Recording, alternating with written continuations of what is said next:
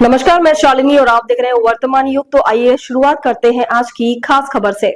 युद्ध काल में राष्ट्रहित के विमर्श निर्माण में पत्रकारों की भूमिका अति महत्वपूर्ण। भारत पाकिस्तान के 4 दिन के युद्ध के उपरांत अंतर्राष्ट्रीय मंच में राष्ट्रीय स्तरीय विमर्श निर्माण में पत्रकारों की महत्वपूर्ण भूमिका है। नारद जयंती और हिंदी पत्रकारिता के उपलक्ष्य में आयोजित कार्यक्रम में युद्ध काल में पत्रकारिता विषय पर बोलते हुए मुख्य अतिथि अखिलेश शर्मा जी इस संगोष्ठी के आयोजन एवं विषय की प्रशंसा की।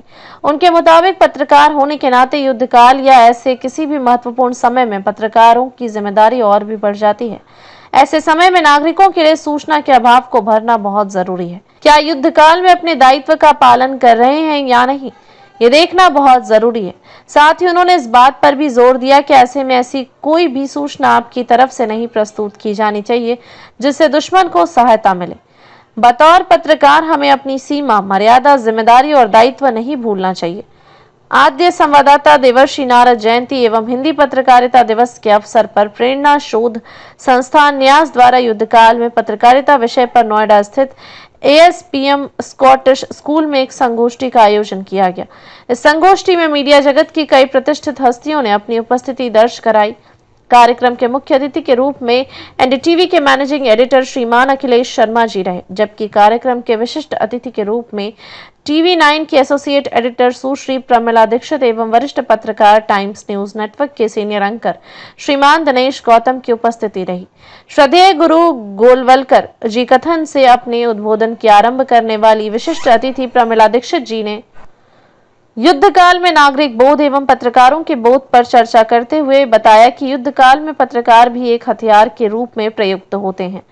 प्रमिला दीक्षित जी का युद्ध काल में नैरेटिव निर्माण की भूमिका भी बड़ी महत्वपूर्ण हो जाती है, इसलिए भारत से जुड़ी किसी भी जानकारी के लिए भारतीय स्रोतों पर ही भरोसा करें, न कि पाकिस्तानी प्रचार तंत्र पर।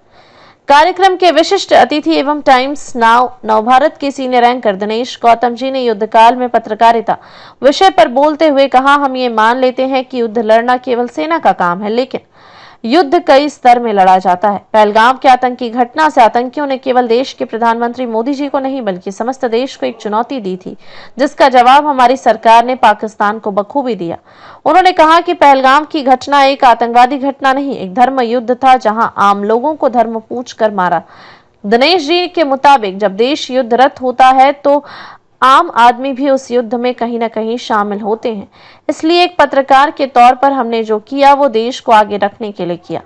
कार्यक्रम के मुख्य वक्ता श्रीमान कृपाशंकर प्रचार प्रमुख उत्तर प्रदेश एवं उत्तराखंड राष्ट्रीय स्वयंसेवक संघ रहे, जिन्होंने युद्धकालीन परिस्थितियों में पत्रकारों की भूमिका पर विचार साझा किए।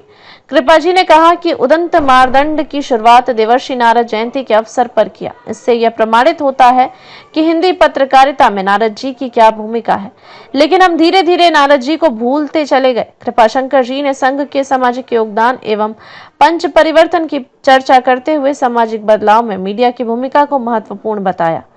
कार्यक्रम का शुभारंभ हरिश्चंद्र के ओजस्वी गीत के उपरांत अतिथिगण द्वारा दीप प्रज्वलन के बाद संसद टीवी के संपादक श्याम किशोर सहाय ने कार्यक्रम की प्रस्तावना में देवर्षि नारद पर अपने विचार रखे। उन्होंने कहा कि पुराणों में नारद जी की विद्वता और विवेकशीलता का वर्णन मिलता है और यह एक नैरेटिव सेटिंग का खेल समझना आवश्यक है।